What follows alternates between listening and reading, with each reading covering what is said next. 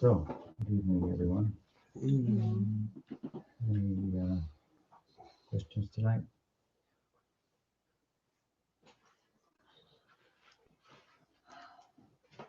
Last night you were talking about that one needed adhikar in order to engage in smaranam. So just by hearing and chanting and engaging in one's sadhana, is that how one develops the adhikar? Yeah. So just for those who don't understand the terminology, adhikar means eligibility. So a certain degree of eligibility is required to participate in anything. You have to be trained to play football professionally, or to teach in school, or to enter school. Not everybody is eligible to go to the prestigious Appalachian, what's it called? Appalachian State. So, just for example. So, with regard to spirituality, then there are different levels of eligibility. Anyone can participate, but participation may be determined, the extent of it, the nature of it, should be determined by our eligibility. There are, as with any subject, I suppose, there are undergraduate, graduate, and postgraduate courses, if you will, and corresponding, in this context, of spirituality practices. And knowing one's eligibility is very becoming. To not know one's eligibility is unbecoming. It can be not very beautiful. People try to enter into an area of discourse and practice and whatnot that they're not eligible for. It stands out, so the Gita, the Bhagavad Gita, for example, is full of this idea of eligibility. Arjuna is taught, and Krishna speaking to Arjuna at different stages, he says, "You're only eligible for this. You're only eligible for this." Gradually, we see he's qualifying him more and more. Finally, he has eligibility for bhakti, which requires only the faith in its efficacy. But it may take some time to awaken that. And faith here means faith in the argument coming from revelation from the sacred texts, faith in its basic argument and the development of the argument, and so on and so forth. So Bhagavad Gita is full of a discussion of different paths, but it's properly understood. It's not a book you just open up and, oh, here's one path or another path, and all paths lead to the same place. Kind of all roads lead to Rome. Not necessarily. And as we spoke tonight, the karma path does not lead beyond birth and death. The path of action, as it's understood in the Gita, the path of knowledge does lead beyond birth and death, but into a kind of inactive, transcendent state. Peace is one thing. The life of karma is a life of war, so to speak. We're kind of at war with one another. We're taking from what resources are available because we have a sense that we need to maintain ourself, and ourself is thought of as a body and biological, psychological complex, and so we're struggling for existence. And so we're hunting, and we're being hunted at the same time. So to go from war to peace, that's progress. So to go from karma, which is really about action, again, in relation to things that don't endure, attachment, which we're attached to things we can't keep. That's a recipe for unhappiness, ultimately, even though we think they're making us happy because they don't endure. It's a recipe for unhappiness, ultimately. So from war, anyway, to peace. But peace is not the full picture. You need peace and love, both. So peace is inside of love, but love is not necessarily inside of peace. You have a peaceful life, but not a loving life necessarily. So one might question whether love has peace inside of it, but it does actually.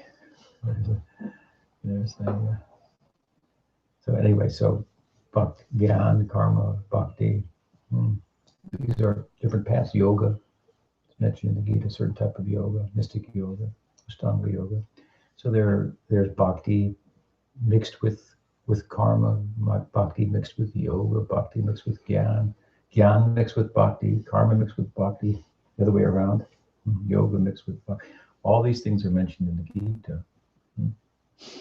But if you study carefully, it's really only talking about one thing.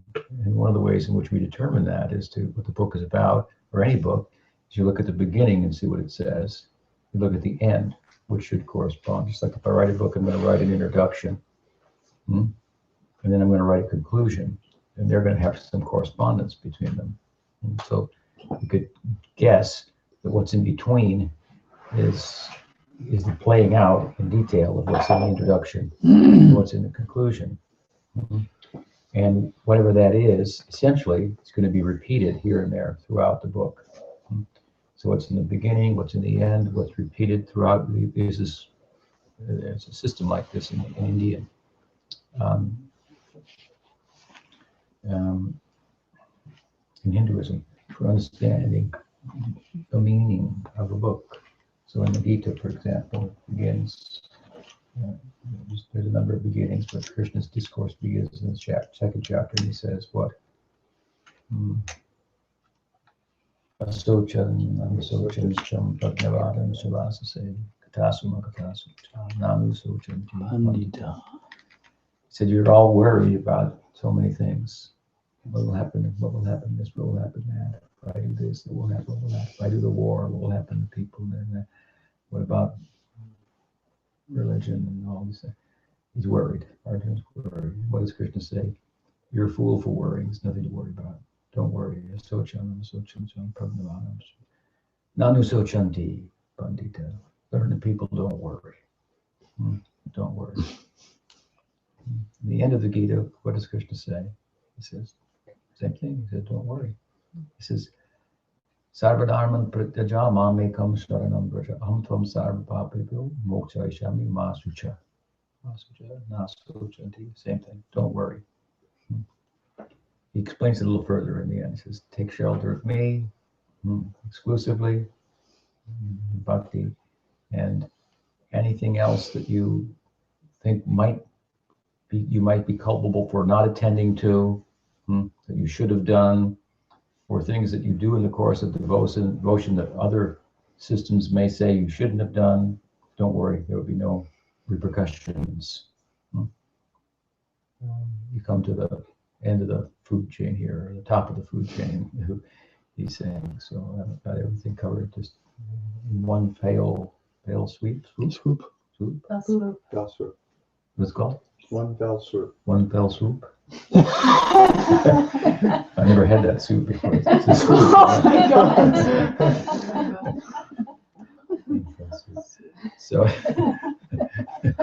So everything's accomplished. No problem. Don't worry. This is his message. And of course, that's played out in greater detail. What it means to be learned, a pundit, and thereby don't worry, and what it means to take shelter of him, and how that is to be wise, and so forth. And so throughout the Gita, we find verses like Ananischintayan Tomam Yejana Paripasate Teshamiti Tanam Yogachem. We find Manmanabhava Matbhakto Madhyajimam Namaskuru Mamevashasi Satyam Te Pratijani Priyosime Patram Pushpam Palam Toyam Yome Bhakti Prayajati Tadam Bhakti Paritam Ashnami Prayatatvam. These verses occur throughout, They're all talking about Ananya Bhakti, unadulterated bhakti, exclusive bhakti exclusively for Bhagavan, for God. So this is a recurring theme. And it is in that there are no worries. No worries. In bhakti, there are no worries. Material world, they're full of worries. By bhakti, in some measure, we can gain release from the world and not worry. And if in full measure we take to bhakti, then we can enter into the full embrace of Bhagavan. And no worries turns into, it plays itself out in a positive, loving relationship with the Absolute. So anyway, the point is that there are many things mentioned in the Gita, but it really is saying one thing, and it's speaking about that one thing. It's one principle advocacy directly and indirectly. So sometimes it directly speaks about the virtues of bhakti, and sometimes it indirectly speaks about the virtues of bhakti by comparison, by contrast, through speaking about other disciplines. So it's contrasted with karma, it's contrasted with jnana, it's contrasted with yoga, it's contrasted with mixtures of bhakti. Unlike bhakti is contrasted with mixtures of yoga, mishra bhakti, karma, mishra bhakti, and so on and so forth. So, and eligibility for the different paths are mentioned and whatnot. They all require faith and something else. Bhakti, by contrast, requires only the requisite faith, nothing else, nothing from this side. And faith comes from that side. It comes from up to down. We live in a world of doubt, no doubt. So there must be a world of faith also, where doubt is not present. And everyone is moving freely, because when there's doubt, then we hesitate, right? Naturally, it's understandable, for good reason. Intelligence is also for doubting.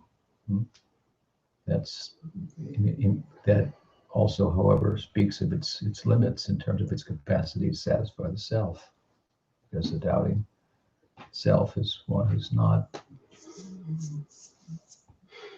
is proceeding with caution. And we don't want our end game, we don't want to arrive at a life that is one in which we proceed with caution. We want to move freely, happily, without any worries, right? Without any concerns, like home life, where everything's good at home, with my friends, something like that. So faith comes from beyond doubt, and it's tangible because it removes doubt.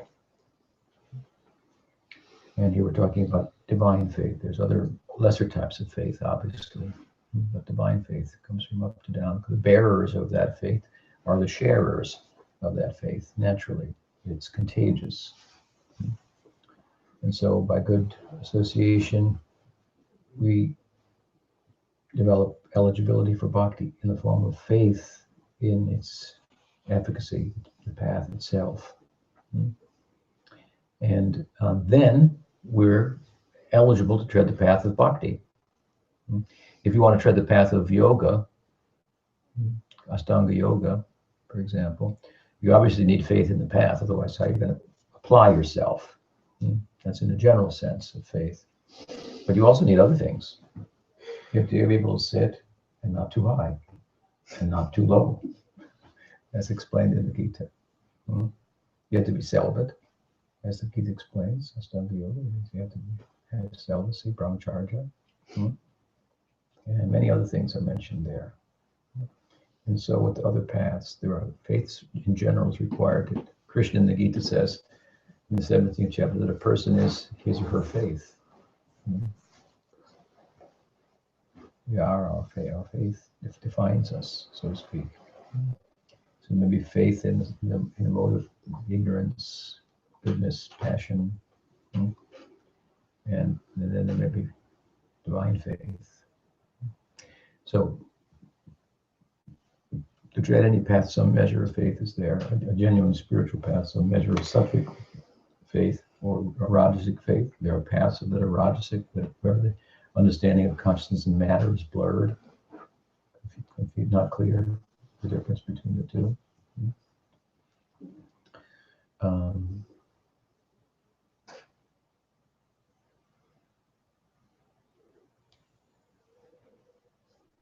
there are practices that come out of that, like the European classical music is coming out of the Rajaguna, not the Sattva.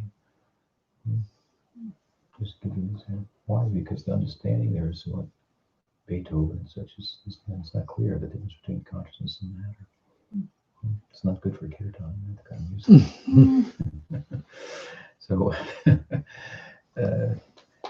So we get divine faith that comes from up to down, and faith in Krishna, specifically, Krishna enables us to tread the path of Krishna Bhakti. We don't need any other qualification. However, there's different levels of practice, right?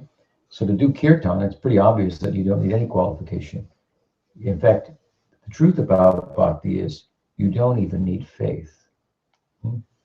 That's the higher truth. This is explained beautifully by Vishwanath Chakravarti Thakur in his commentary, the second verse of the Bhagavatam. Dharma pradita kaitavotra paramoni matsaranam satam vedam vastavam matavastu shivaram tapatrayam mulanam shivaram bhagavate mahamuni kudekam bhapa ishvara sadjo hridaya valuditetra kitihi sudhi subhis takshanad.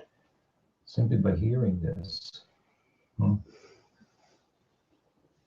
gets involved, and he explains, even without faith, what to speak of with faith, it goes below the general standard of qualification. And it's a fact.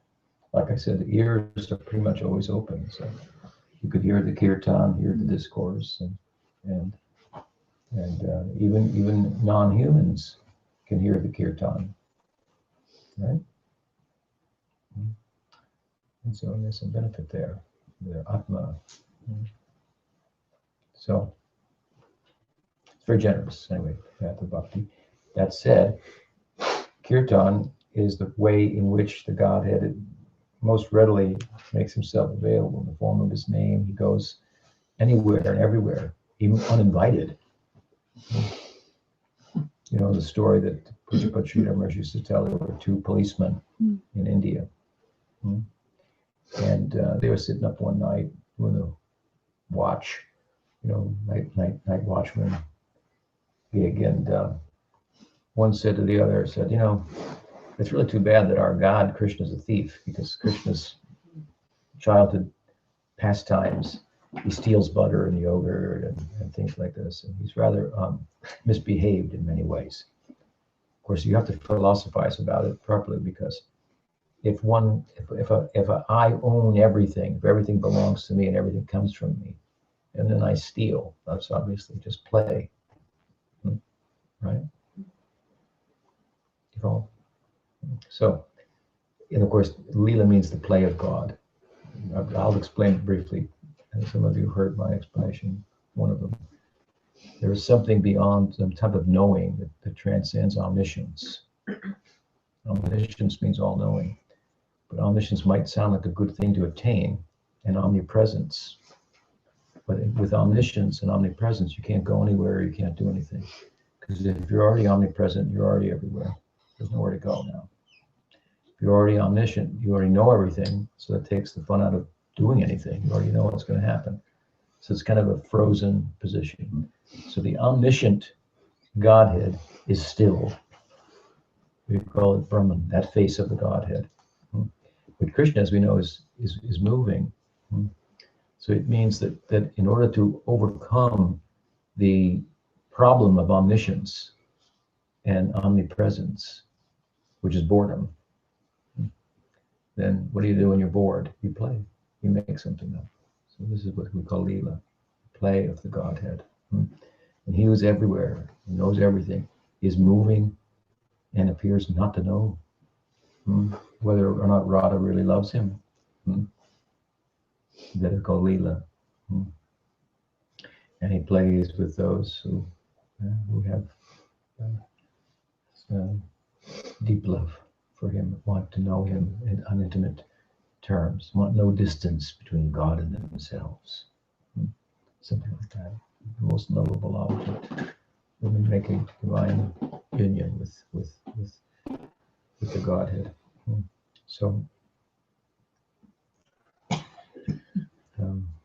so what is it? So you were telling a story about. So So one policeman says to the other, "It's really a problem that our God is a thief, because so many stories in the literature about Krishna's childhood leelas and so forth. This is all in the meditative realm, but he's a thief." And so he says, we're trying to teach the people don't steal, and our God's a thief. But the other one said, "No, that's not a problem. That's a good thing." He said, "What are you talking about?" He said, "It's a good thing because thieves, robbers, they do not care for high walls and locked doors, right? They go in anyway. And Krishna, who's non-different from his name, goes over the high walls and breaks through the locked door we've erected around our heart. He goes anyway, steals in there in the form of his name, with the divine logos. He goes aggressively. Even though you may not be interested, he goes anyway. What does he do there? What is the Krishna Nam, the name of Krishna? What does he do when he enters into your heart? Sweeps. He becomes a sweeper. God becomes a sweeper. In India, there used to be a class of people called the sweepers. That was their duty. They just swept the streets. So, to be a sweeper, it's a humble job. Let's put it like that.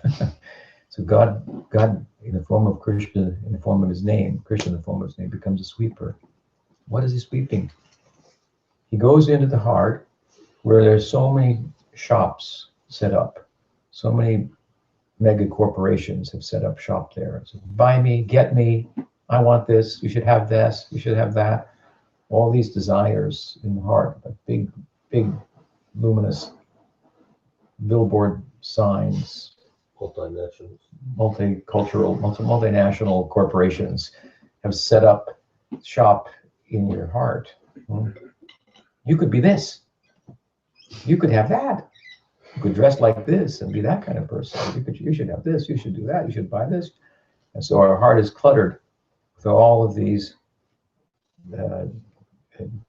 opportunities, desires, or so it will appear broadcasting themselves. Of course, the secret is it's just like the Wizard of Oz.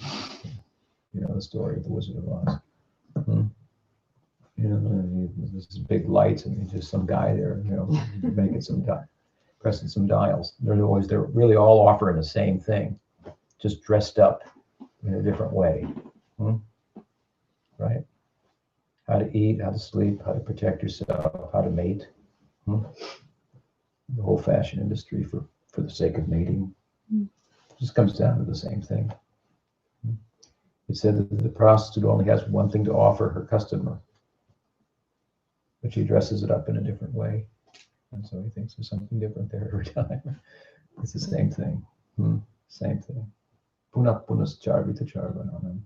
Prahlad Bhakta, he described the material world as chewing the chewed, doing the same things over and over again, just mixing it up. It's the same basic thing, just kind of packaging it. I like to say that America's contribution to the world is packaging. Just packaging the thing. It's the same thing. You get it everywhere.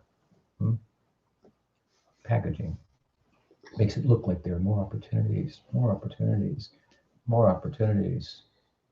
Do the same thing in a slightly nuanced way. I've given the example many times. Prabhupada used to say, my Guru Maharaj said that dog is running on four legs and barking, and man is driving on four wheels and blowing the horn. What is the difference? It's a kind of a reference to the 50s in America, where guys would get their license, blow the horn at girls on the street. Hey, baby, beep, beep. Check my Thunderbird out, I'm a Thunderbird, is kind of the thing, And she would think, he's a Thunderbird. I'm with a Thunderbird. We're going to just fly off. like lightning in the sky. It's going to be hot, you know. So the dog is barking, looking for the mate, and his whole thing, his intelligence is used to make a car, drive around, find girls. You know, I mean, it's my groomers once. I was young, 25 years old. I had just taken sannyas, the renounced order, and I was sitting with him in New York, and I was in the 11th story of this building that had been purchased by his mission. And he said to me, he said, "Have you seen the New York women?" And I thought he's testing me or something like that. I'm not supposed to be, you know, like womanizing or anything. I'm a monk. And I saw, and he just went on. He said, "They're so charming, and beautiful." And then he just kept talking and talking. He said, and they've captivated the men, and all these buildings are going up. The whole thing is it's all based on this attraction between man and women. Women attracting man, man is working on it. You know, it was a way of talking about it in times gone by, but the truth is there. And the whole thing. He said, all this is Maya, Vishnu Maya, the illusion, the illusory world of God. And I thought, wow, that was fascinating. And he's totally absorbed. Women are so beautiful, but he's thinking in a whole different way about it. It's magical how the attraction between the sexes is making this whole thing go on. And he's basically saying this at the bottom, there's not much difference to it than what you find in the animal world. If we use our intelligence to do more or less and pursue more or less the same thing as the animals, what differentiates us from them? Is that what intelligence is for? Just to be a big animal? Or is it meant to be used for something else? Sorting out its own limitations and so forth, for example, right? So that's why we say human life, what really it's really meant for is for spiritual pursuit, because that's the thing you cannot directly do in any other species of life. And the other species of life can do everything that we can do with our intelligence. You could say, well, wait a minute, tigers can't fly to the moon. It's not about flying to the moon. It's about means of conveyance. They've got legs. They can jump and run, so they can get around. It's not categorically different to have different extended motor functions and go longer distances. And the difference would be determined by what you do on Mars. You could say Columbus was, sailed across the ocean. Deers can't sail across the ocean. No, they can't, but they can move around. So you're also moving around. It's just basically the same thing. And what will you do when you get to America? Well, go kill the Indians. Right? So, okay, that's basically what a tiger might do too when he got there. You'll do this. You'll eat, sleep, mate, defend. So a glorified, extended life of sense indulgence and the idea of increasing the duration of the life. For what? It's the quality of the life that's important. And it could be qualitatively different if we use our God-given abilities to pursue God. That's different. That's a different thing. You cannot do that in less complex forms of life. So, anyway, the one policeman said, so it's good that our God is a thief, because in the form of his name, he enters into the heart where we've erected high walls and locked doors. We're protecting. He goes in anyway. He takes the position of a sweeper, and he sweeps there. He set up a shop, and he's selling brooms. All these mega corporations are in the heart there. They got all these neon lights. And they say, what will be? If you buy this, if you get that, do this, do that. It's all just a show. We're enamored by the show. Meanwhile, Krishna comes and opens a store in the heart, and he's selling brooms. Have broom? A broom. I could be flying to Mars. And you want to sell me a broom? Okay, I'll take one. Whatever. Poor guy. So And then he puts a magic broom. Hmm? So this is what the kirtan of Krishna Nam does first. Hmm? It's a magic broom. And just a little movement of that broom, it cleanses the dust. Hmm? Where does the dust go? The dust goes up and starts to block out those neon signs by all the mega multi-corporations in the heart. Starts to dim the lights there. And meanwhile, underneath the dust, as a jewel of yourself. As we said earlier, it's not a thing. It's not a thought. It's more than anything or more than any thought. And it's you, and you're beautiful in ways that you could never be by decorating yourself with the latest fashions, makeup, and hair replacements or whatever is available out there to make you beautiful. I just saw a story about Middle Eastern girls in America are upset and starting to blog about the fact that they are not depicted often enough in the popular sector of the media when beautiful women are presented. And so they're growing up thinking that they're not pretty. I thought it was pretty sad. Pretty sad. You understand? But that was what beauty is thought to be. Right? You, Krishna says, as an Atma,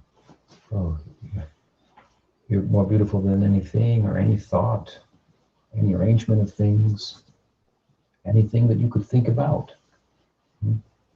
So the cleansing does two things. It starts to dim the lights of other prospects. But the dust is clouding it, and then the self starts to shine out what it means to be consciousness rather than matter. So this is what happens to us in bhakti when we have eligibility, right? Adhikar, faith to chant. Even before we have faith, the name may go and start to do some sweeping. But if we buy a broom from him, right? And do a little, engage ourselves consciously, then much more readily this will happen. So by the kirtan, the first thing that happens is the heart becomes cleansed. Now, before the heart is sufficiently cleansed, those neon signs of other desires are occupying us. And so, while you can do kirtan, and even when your mind might be distracted, you cannot meditate and think about something else at the same time. It's just not possible. So our ability, our eligibility, our adhikar to do meditation is there is greater adhikar or eligibility required to do meditation than to do kirtan, which is very practical. Anyone can, who has the faith, can, in good association, can take to the Rag Marg. But within this path, until the heart is sufficiently cleansed, it would be difficult and almost a folly to try to fully embrace this central focus of Rag Marg, the Smaranam's meditation. You can do Nam meditation, meditate on the name and try to pay attention and so forth. You can remember Krishna's pastimes. Obviously, you try to do it, but to actually sit and do Lila Smaranam, this requires a cleansed heart to do it effectively. So that's an example of how there is greater degrees of eligibility required for embracing all of the practices that will come in time. So your question is, well, how will I get that eligibility? And the answer is yes. That Bhaktisiddhanta Saraswati Thakur, he made a famous statement. He said, Kirtana Svabhavi Smarana Svabhavi, in his poem, K. Vaishnav K. Vaishnav K. Who is a Vaishnava? So, Dushtaman Tumikesha Vaishnava. Now, dear mind, what kind of Vaishnava are you? Sitting in a lonely place, like Haridas Thakur, chanting, but your mind is being distracted towards women and money and other things, men and worldliness. You should get up from there and don't be hypocritical and imitate something that you don't have eligibility for, and do kirtan. And kirtan has different expressions. So there's the actual chanting, or this is kirtan. I'm doing kirtan, you're doing shravan, hearing. Is that he was go and try to explain these ideas to people. That will occupy your mind. Oh, how will I answer that question? And to somebody, where is she at? Where's he at? How much do they already know? How can I try to explain it in such a way? That will have great capacity to occupy your mind. When the mind becomes fully occupied, that's meditation. Right? So the kirtan itself will foster the eligibility of meditation. And Mahaprabhu Chaitanya says, Chetudharpana Marja, the beginning result of the chanting is the cleansing of the heart of these desires. And proportionately, in measure, you have the capacity, the eligibility to effectively engage in smarana, guna smarana, and so forth. So that's the way. He said, Kirtana Prabhavi Smarana Subhav, by the power of Kirtan, Smaranam on one's Swabhav, ideals will come of its own course naturally. Power of Kirtan will bring it about. Does that answer your question? Yeah. So. Yes. You had a question about Hari Hari and or Chaitanya Charity. Is that the song that you were asking about? It's just powerful as the holy the Hare Krishna mantra. Oh yeah, Prabhupada refers to that as the Maha Mantra, and I think Krishnadas Kaviraj also refers to Hari Haraya Nama Krishna Yadavaya Namaha Gopal Govindaram Sri Madhusudan. I don't remember exactly what the question was. It was just that he wanted you to elaborate on. Well, I can say this, that is coming from Vrindavan Das Thakur. Krishnadas, we are now, we have been in evenings, just like departure today from that, discussing the Chaitanya Charitamrita. We're in the 8th chapter now, where Krishnadas is describing how he came, his confessional, how he came to write the Chaitanya Charitamrita, which is kind of a follow-up of his earlier confessional in the 5th chapter, where he says, I got Nityananda Prabhu sent me to Vrindavan, said their desires would be fulfilled. So now he's telling what happened, how he came to write the book Chaitanya Charitamrita. And in the course of starting to tell that, we haven't gotten this part yet, he, over several verses, he defers to Vrindavan Das Thakur, who he says is the author of Chaitanya Mangal, which Chaitanya Bhagavat was previously called. Chaitanya Mangal. Lavishly he praises him and defers to him, and depicts himself as just saying a few other little extra, adding a little bit like a footnote to what Vrindavan Das has said, something like that, very humbly. And so it's there in Chaitanya Bhagavat, Vrindavan Das's book, that Mahaprabhu, through the pen of Vrindavan Das, speaks. And this is, of course, based on the accounts of Murari Gupta and so forth that he had access to, witness accounts of the life of Chaitanya Mahaprabhu in Nadia, that he regularly chanted this Hari Haraya Nama Krishna Yadavaya Gopal Govindaram Sri Madhusudan and so forth. So it comes from there. So Krishnadas follows that, and Prabhupada as well. At the same time, Chaitanya Mahaprabhu also in Chaitanya Bhagavat told his disciples to chant this Maha Mantra, Hare Krishna, Krishna Krishna, Hare Hare, Hare Ram, Hare Hare. And I won't eat from anyone's hand who hasn't chanted that name 100,000 times a day. This is his statement. So, and that said, the idea that the Hare Krishna mantra is 16-syllable mantra, is the Maha Mantra, or that it has special efficacy in the times in which we live, is also stated in the Shruti, in the Upanishads. So we could differentiate it and give it more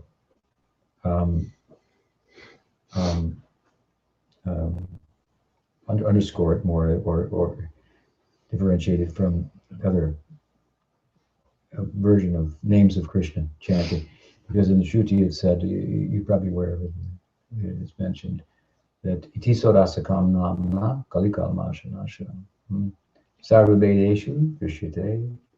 All the Vedas say these 16 syllables chanted in Kali Yuga will deliver one from its effects. What are those 16? And it says Hare Krishna, Krishna Krishna, Hare Hare, Hare Ram, Ram Ram, Hare Hare. Same Maha mantra is mentioned in two Puranas, I think, maybe the Brahma Purana, Agni Purana, two different Puranas. So it's a Vedic mantra in this sense. Whereas Hari Harai and Namaka, these are just names of Krishna. I don't want to say just, but I mean they're names of Krishna.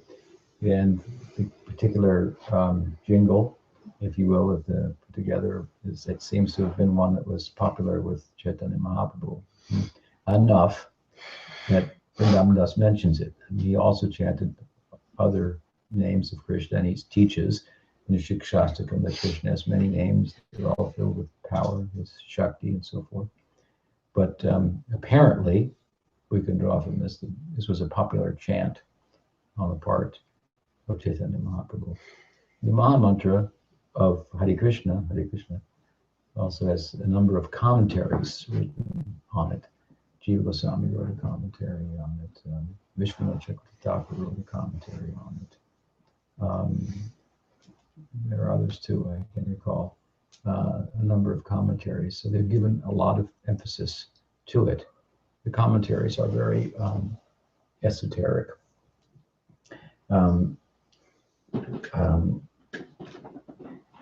Also,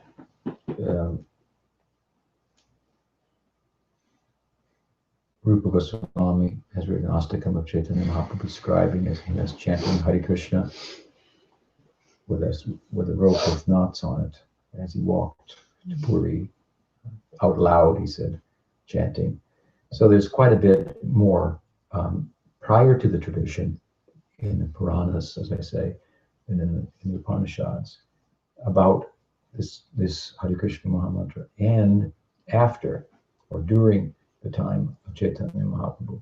Now it's not mentioned in that way in the Chaitanya Charitamrita. And that's true. Hare Krishna, Krishna. I don't think it comes in Chaitanya Charitamrita directly. But he does refer to Tarakanam instead of Tarakanam,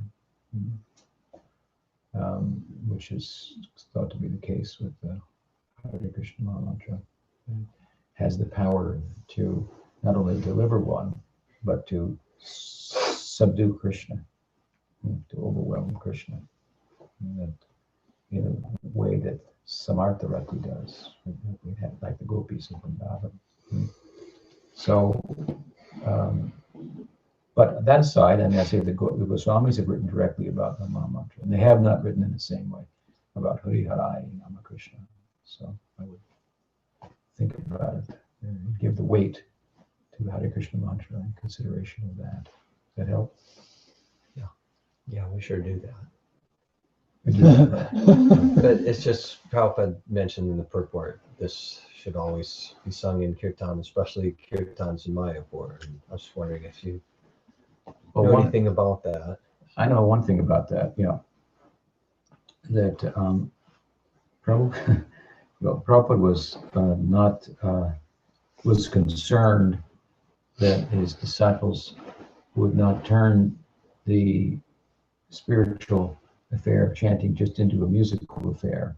And there are a number of professional kirtaniers, as you know, throughout Bengal. And they would do kirtan and so forth, and real good at it musically and so forth. And then afterwards they would smoke and drink or whatever. So it's they have to. One has to give one's heart and so on and so forth. And even it's said that Bhaktisiddhanta would sometimes chant I don't know if it's true, but I've heard this story, out of key, and make his disciples listen to it.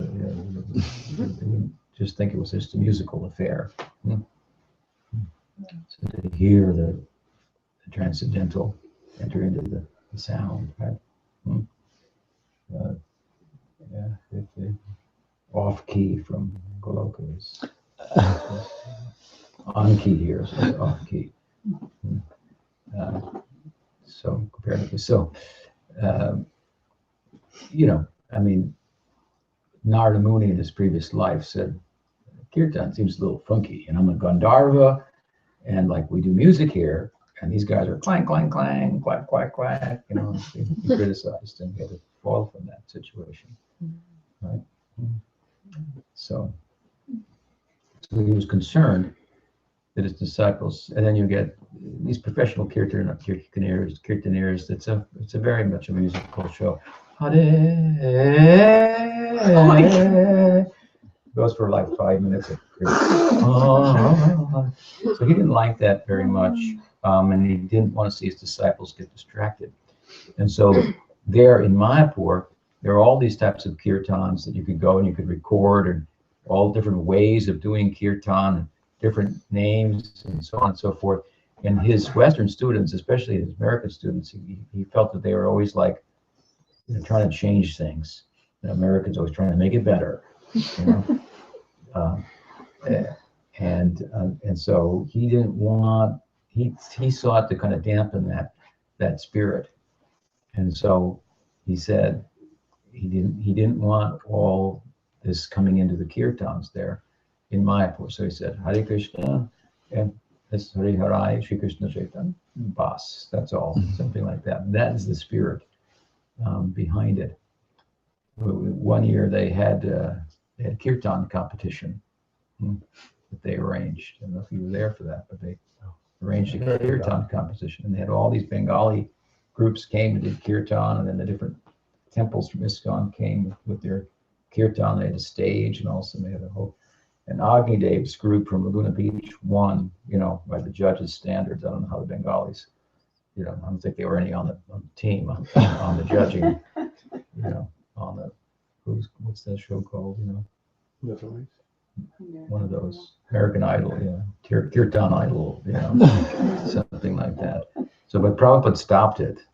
It went through, and Agni won, and Prabhupada wouldn't allow it anymore. He didn't want that kind of a thing. So he wanted his disciples would not be in a situation where they might be distracted from what the spirit of the kirtan is. Now they take that, some of his disciples very fanatically to an extreme, and then it's as you chant Jai Radha, you're in Maya, you're Sahaja, you beat him, throw him out of the temple, and it's militated against, or they pass a resolution against it. Don't chant the name of Radha because Prabhupada did say that he could, maybe on John Radha's a little bit, something like this. So it's can get abused. That's why we need a living sadhus to help us put things in perspective and so forth. I mean, we could see, if we could see there wasn't a danger at some point of what Prabhupada perceived early on, and we could change the policy entirely and bring in so many different Lila Kirtans for those who have adhikar, Guna Kirtans, Kirtans describing the Lila. That's so beautiful.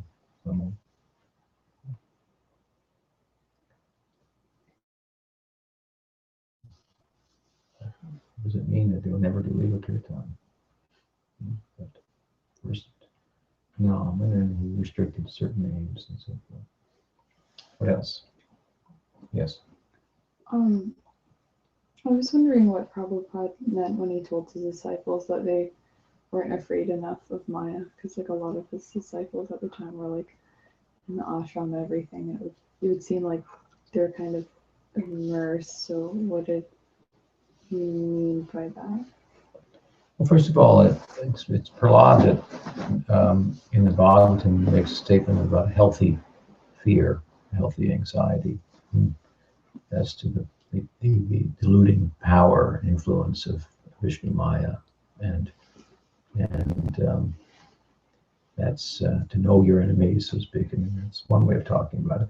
Is strength, right? So to know the power of Maya to delude, and that I'm like a straw in the wind, and, in the wind being the influence of Maya, and not to be sufficiently aware of that is a sure recipe for being kind of carried away by the winds of Maya.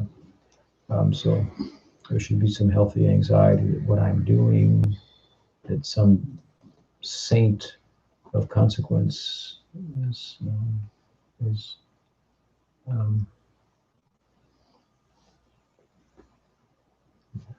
would vouch for me or something like that. Like, doing something, and then they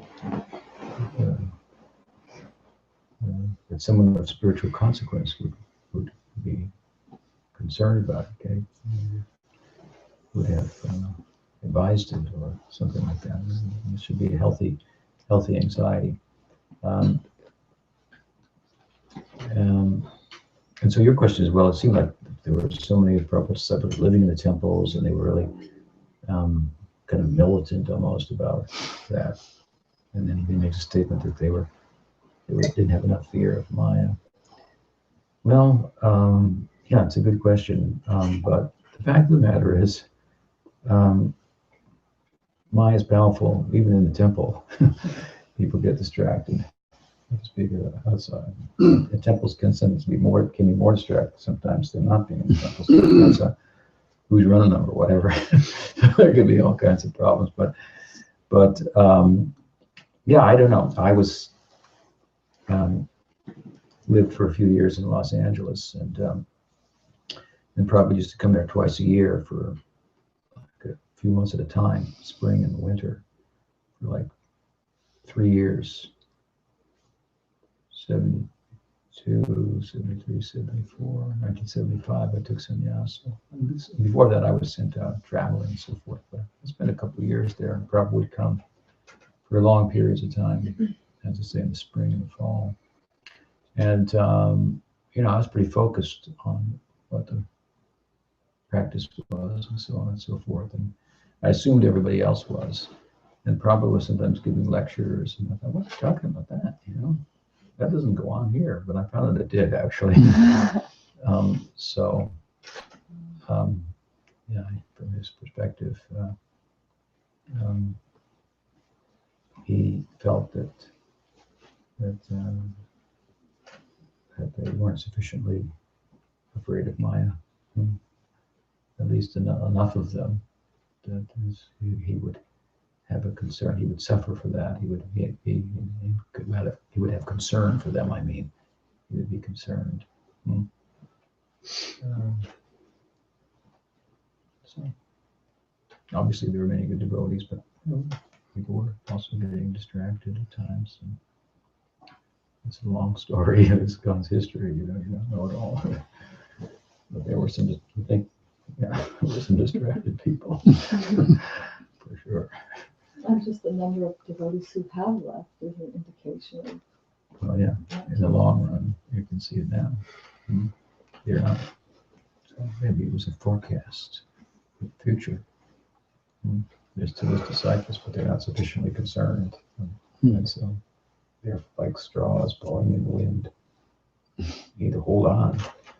Somebody, Bhakti Lata, it's called, it means like a vine. So our spiritual culture is like a vine. It needs to hold on. The point is to a tree, a pole, or something. Hold on, and it can grow up. Something that's not going to be blown. The guru means one translation is heavy. It means he or she is not blown in the winds of different thoughts and ideas and arguments. Grounded, anchored in the teaching and in the application of the teaching. So that he or she grew as someone they can hold on to, and not get blown away.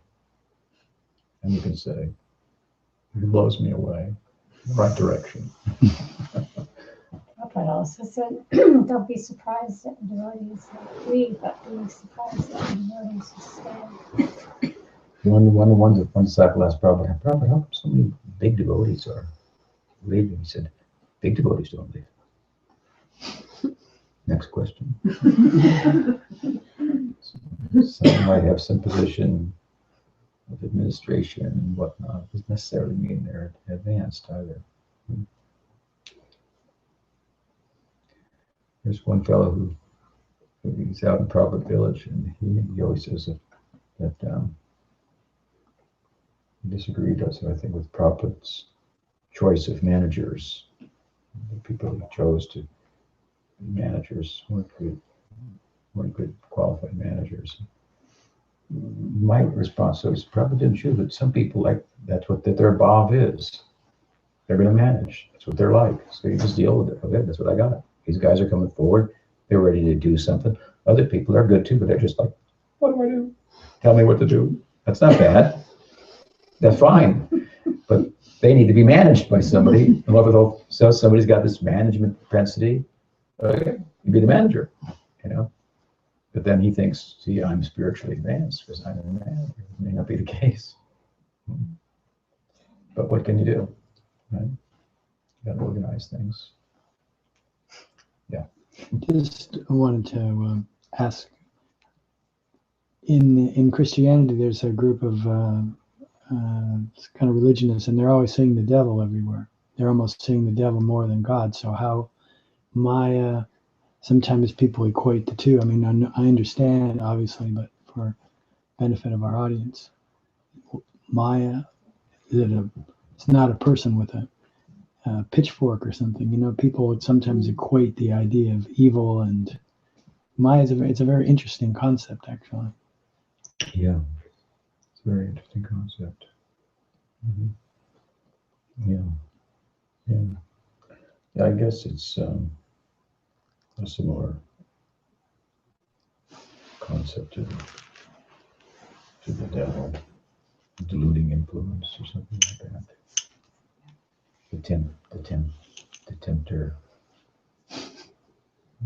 the forbidden fruit, something like that. It's a little more developed. The concept is much more philosophically developed than you find in Christianity, for example. And then it's Christianity tends to be personified in a way that seems very facile and difficult for educated people to really embrace. But the principle is similar idea to the Maya principle. And in Hinduism, you get a very intellectual type of well-reasoned explanation of this influence and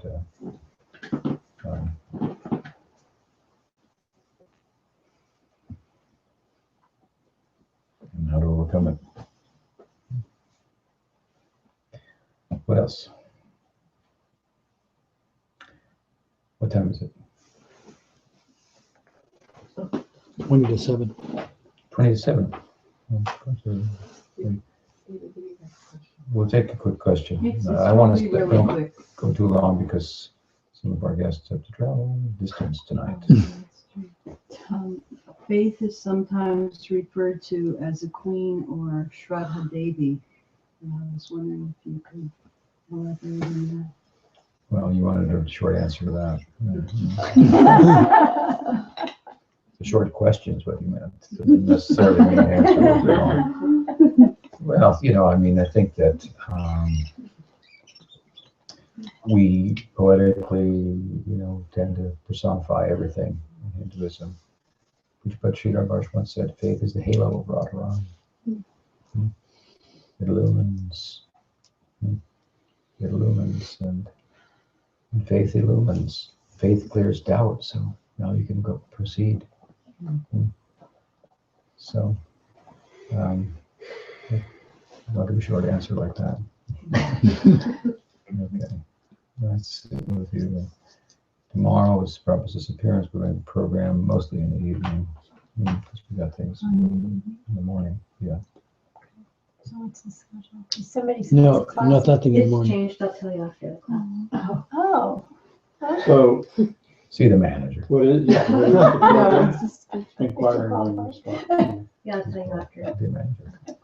On a need to know basis. I mean, as far as me, I mean, you could have a class in the morning. In March, would like to have a class in the morning. And some others that you can come. Tells me anything. It's a standard one. What do you mean? Tell me. You're suggesting that's a possibility. So.